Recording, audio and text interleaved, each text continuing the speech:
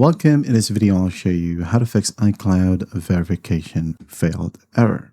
Alright, so first up, this error usually comes up when there is a problem with your network connection, or sometimes the device time settings, or maybe an Apple server issue. So first up, you need to go ahead and go to your web browser. It could be Safari or any other browser. And then just go and find Apple system status page. Alright, right here.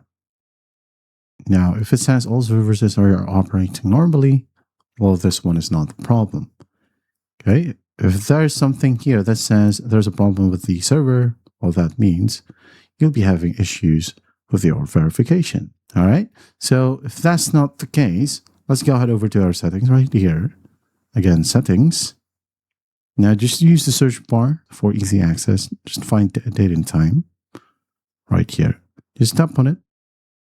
And then make sure that set time automatically and the time zone is refreshed right here.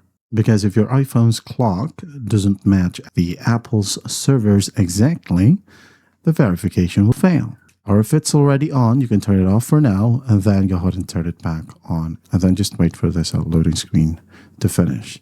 And once that's done, go ahead and try to verify and check. And lastly here, you can go ahead and check your control center right here under your networks. If you are currently connected to a Wi-Fi, at least try cellular data. Or if you're currently connected to cellular data or mobile data, try connecting to a stable Wi-Fi and check if it works. Now, if that still won't work, try to at least force restart your device, okay? Now, if you don't know how to force restart your device, it will basically depends on the model of your iPhone. So you can just go out and follow these steps real quick. Again, press and quickly release the volume up button, and then after that, the volume down button. Again, volume up, then volume down. And once done, press and hold the side power button until the screen goes blank and the Apple logo appears.